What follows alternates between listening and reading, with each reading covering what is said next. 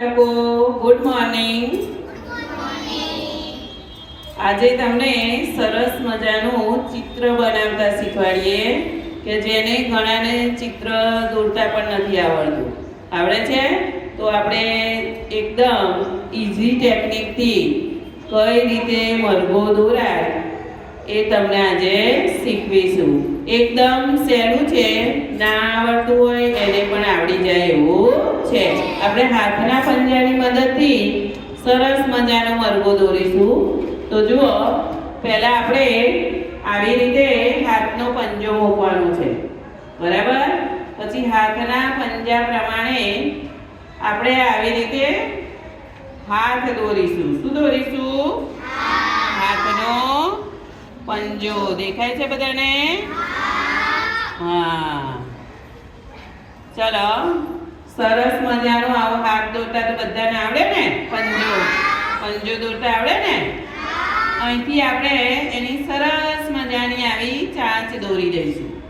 દોરાઈ ગઈ?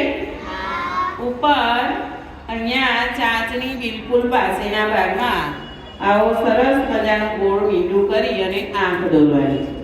અહીંયા મરઘાના માથે કલગી હોય ને, તો આવી સરસ મજાની આપણે કલગી દોરીશું. તો હવે આ જે આંગળીનો ભાગ છે ત્યાં આગળ સરસ મજાના આપણે પીછાનો આકાર આપી દઈશું. શું આપી દઈશું? હવે ફરી પણ અંદર થોડા એના આવા પીછા હોય છે, તો દવડાનું દ બનાવીએ એવી રીતે સરસ મજાના આવું કરી દેવાનું. પછી ફરી એની અંદર ફરી દ પાડી અને આવું કરી અને પછી આપણે પીછા આવી રીતે પૂરા કરીશું. પછી અહીંયા ફરી પણ ઉલટો દ પાડીએ એવી રીતે પાડી દેવાનું. પછી અહીંયા આપણે એનો પગ બનાવીશું. કેટલા પગ હોય? 2. ચલો, સરસ મજાનો મરઘો દોરાઈ ગયો.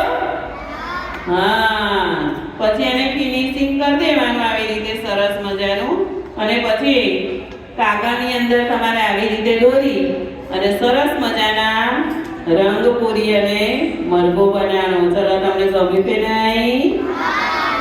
હા, તો તારી તો પાડો.